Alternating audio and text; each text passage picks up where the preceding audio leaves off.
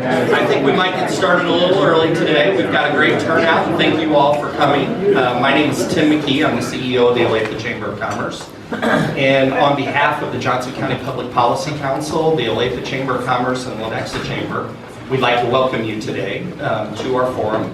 And once again, I think there's more people coming in. Please come in and have a seat, and we're trying to fill out, so thank you very, very much. It is my job to introduce our moderator for today's event, Gordon Docking. Gordon is with Kids TLC, and Gordon also serves on our Business to Government Legislative Committee at the Olathe Chamber. So with that, I'd like to turn it over to Gordon. Thank you. All right, thank you.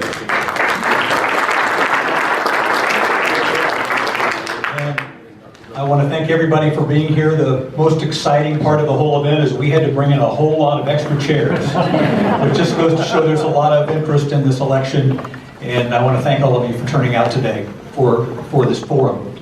On behalf of the Johnson County Public Policy Council and today's co-host, the Olathe Lenexa Chambers of Commerce, I want to thank you for attending the general election candidate meet and greet for the Olathe and Lenexa legislative districts.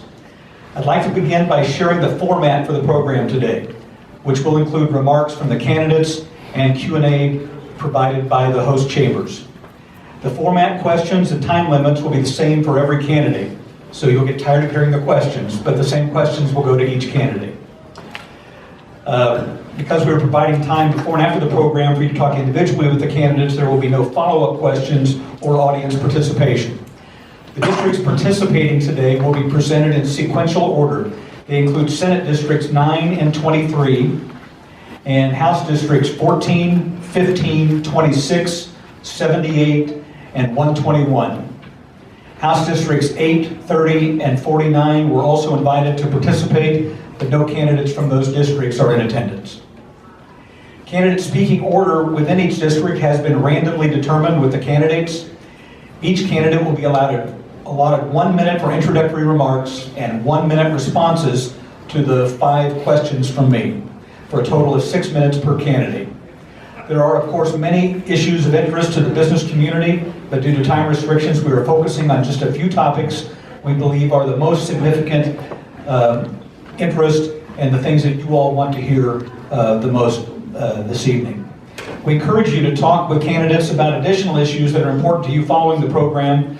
We have a total of 12 candidates participating today, so let's get started. But before we do, if everyone would please take a moment and silence your cell phones, we can get started. And we're going to start with Senate District 9, Senator Julia Lynn, the Republican, and Chris Morrow, the Democrat, and the first candidate up will be Chris Morrow.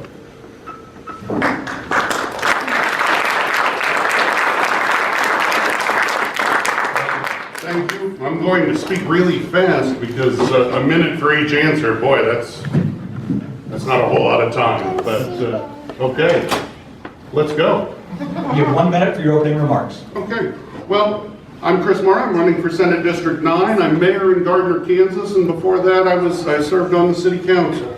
I'm a third-generation Kansan. I'm a U.S. Navy veteran, and I've spent 30 years in the staffing and recruiting industry. I'm running because I want to help restore confidence in the great state of Kansas. And we're not going to be able to do that unless we can repair our broken budget. And that's going to require responsible revenue reform to be initiated. Additionally, I want to help grow the economy by focusing on education and workforce development, quality of life, highway maintenance, repair and improvements. I want to provide responsive representation to the people of the 9th Senate District. I will oppose the destructive policies of Governor Brownback and his allies in the legislature, and I will avoid the web of special interests and lobbyists who are consistently trying to buy influence with their lobbying efforts. Okay, your first question for 1 minute. What are your views on the budget and state tax policy? Are there tax or spending policies that you would add or change, and please be specific? Okay. Well, I can tell you that in Gardner, I've participated in my 6th straight budget session, and we haven't increased property taxes once, and as a matter of fact, 1 year we lowered property taxes. And the year that we lowered property taxes, we cut spending at the same time. That's something that the state hasn't done. We need to repeal the real live experiment tax policy from 2012. There were no associated spending cuts that were involved when that was passed. And since that tax cut is passed, there have been multiple sales tax increases. And in 2015, the income tax deductions for mortgage interest and property tax were cut in half, and medical deductions were eliminated altogether. And that's something that needs to change. All right, your second question, again for 1 minute. What are your views on K-12 education funding in Kansas? How do you envision a new school finance formula? And would it include school vouchers, individual tax credits, or other voucher-like programs for private school tuition? Well, the first thing that we're going to need to do is stop fighting with the Kansas courts and get to work on solutions. The courts are there only doing their job. And the Kansas Constitution provides that the legislature shall make suitable provisions for finance for educational interests of the state. That being said, we need to carefully work on and craft a new 21st century education funding policy. This should take time and not be passed on short notice in the middle of the night when everybody else is slumbering. And that's what's happened on more than one occasion in the legislature. As for vouchers and anything that has to do with funding for non-public education, I'm not in favor of it. And I don't see that changing anytime soon.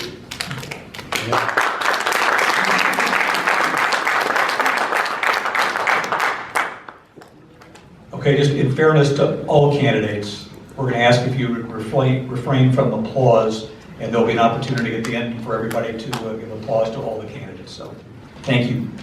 Third question, again for 1 minute. In recent years, the legislature has diverted funding dedicated to the state's transportation program to pay for other purposes. Do you support dedicating sales tax revenue to specific purposes such as transportation, or do you support all state expenditures, including transportation, should be subject to the appropriations process where legislators determine the funding levels entirely? Well, I think that the process that, as it is currently set up, is an appropriate process. And I think that if we continue to rob from the bank of KDOT, if we take that 4/10 of a cent sales tax that was supposed to go towards T-Works projects and actually use it for transportation projects in the state, that's going to be helpful. One of the main reasons that people decide to move their businesses or expand their businesses into the state of Kansas is because of highway access. And the more that we cut or divert funding from highway projects into the state general fund, the more likely that we're going to miss out on other economic development opportunities, and we need them desperately.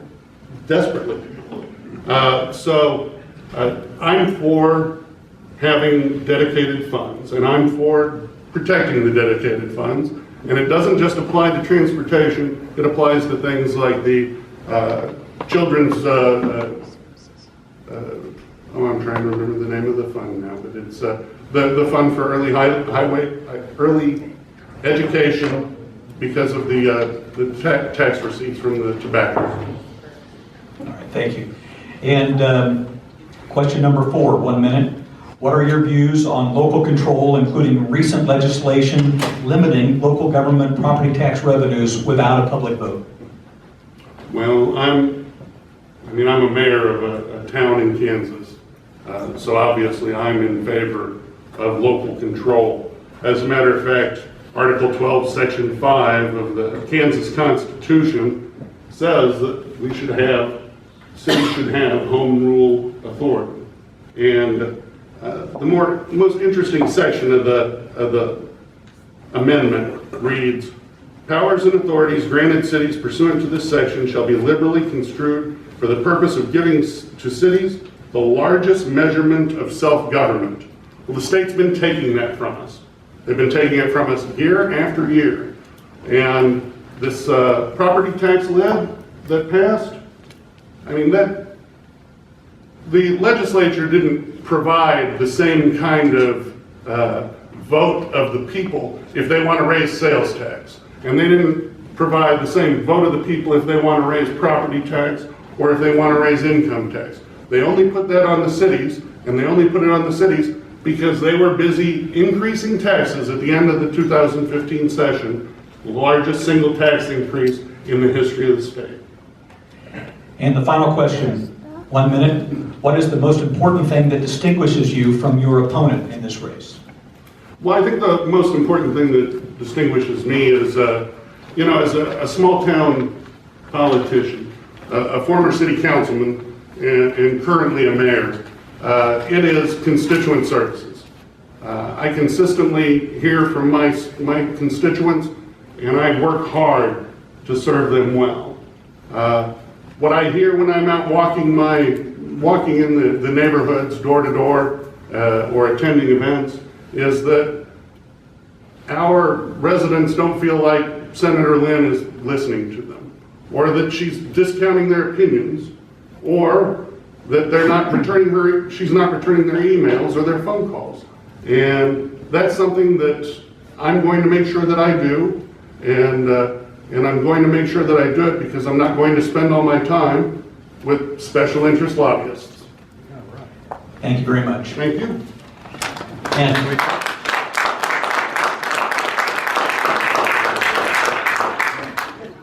next up will be Senator Julia Lynn.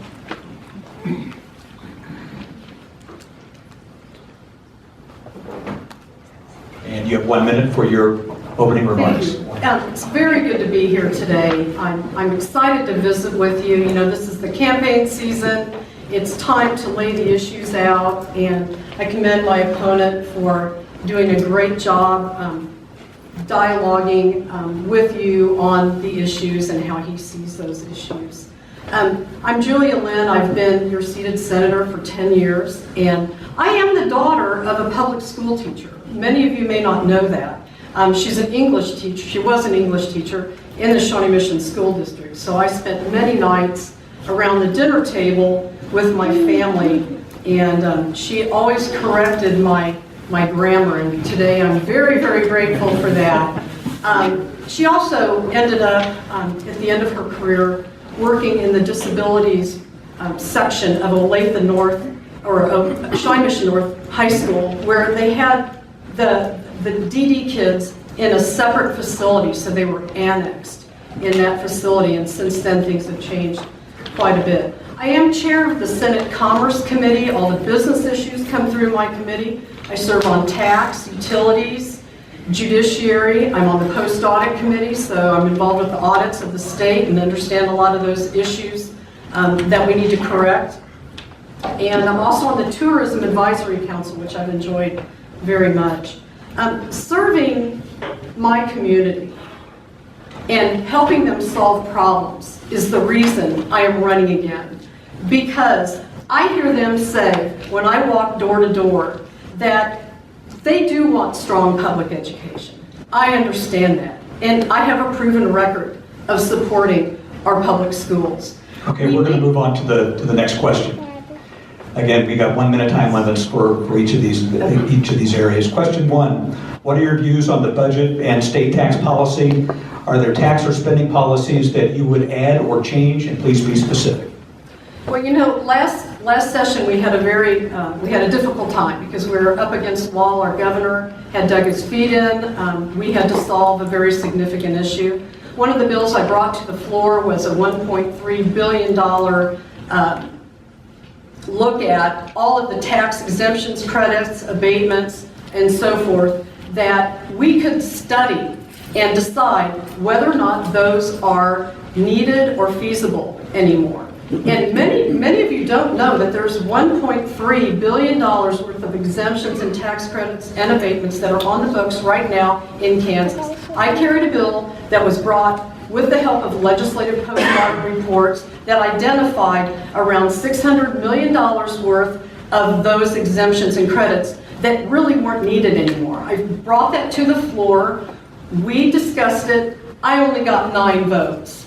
So I can tell you there's not much of an appetite up in Topeka for looking at the significant amount of dollars that we could save with those special interest groups that Senator Morrow or Mr. Morrow was talking about.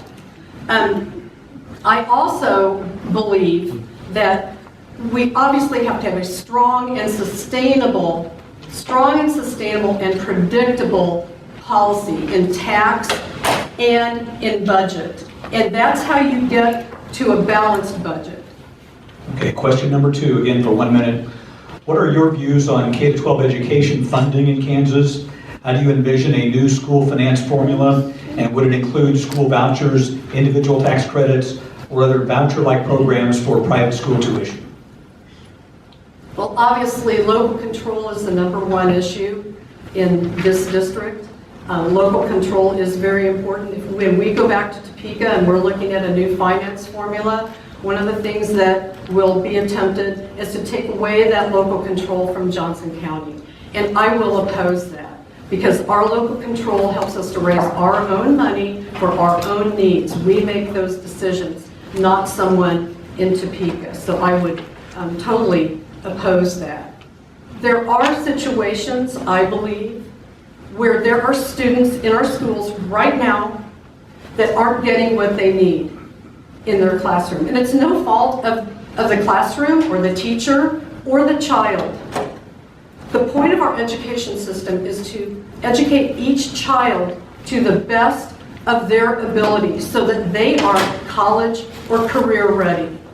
And right now, I see a problem because I have talked to teachers door to door.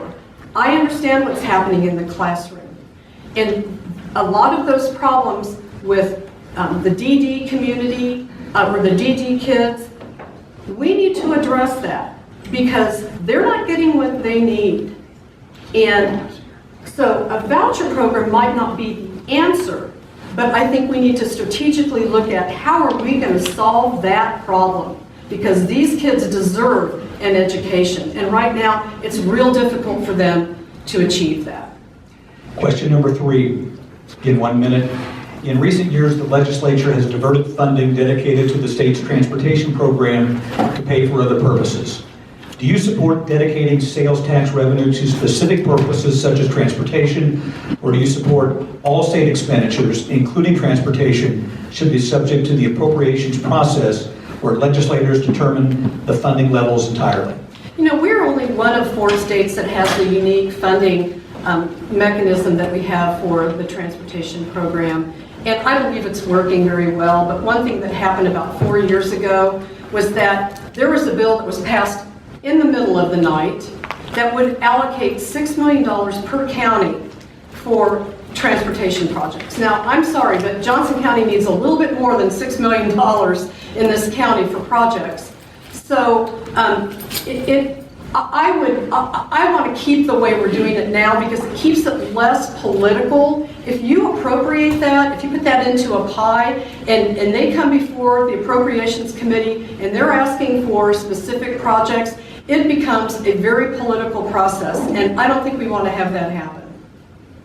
Okay, next question, number 4. What are your views on local control, including recent legislation limiting local government property tax revenues without a public vote? Well, you know, having a public vote on issues as important as property tax, I think is very important. And I've got to tell you, I've been talking to over 2,500 people in this district so far. And one of their chief complaints is their property taxes are too high. And I also believe that the best way to get a pulse on the electorate is to give them an opportunity to vote, especially when it has to do with their money that is taken out of their pocket and it's going to a general fund and we don't know where it's going. And sure, it's funding other services, but you know that should be the choice of the people. Final question. What is the most important thing that distinguishes you from your opponent in this race? Well, one of the things that I think I'm known for over the past 10 years is constituent services. And, you know, even today I got a call from a gentleman in DeSoto who had been having an issue with an insurance problem. And it involved the big destructive storm they had in DeSoto that really took away a lot of roofs in that small little town. And as you can imagine, he was distressed because the insurance company was denying his claim. Well, I immediately got on the phone and I made contact with the appropriate person in the insurance commission's office. And within a day, he had received a call and the situation was resolved. And he called me today and said, thank you for stepping in for me, because I had tried to do this by myself. And I always tell people, if you run into a situation where you have an issue with any level of government, just call me. Don't beat your head against the wall trying to figure this out on your own. Give me a call. My cell phone is on my card. You can text me. I will answer my phone, and I will help you. And that's what I'm known for. Thank you very much, Senator Lynn and Chris Morrow. Thank you both for your comments.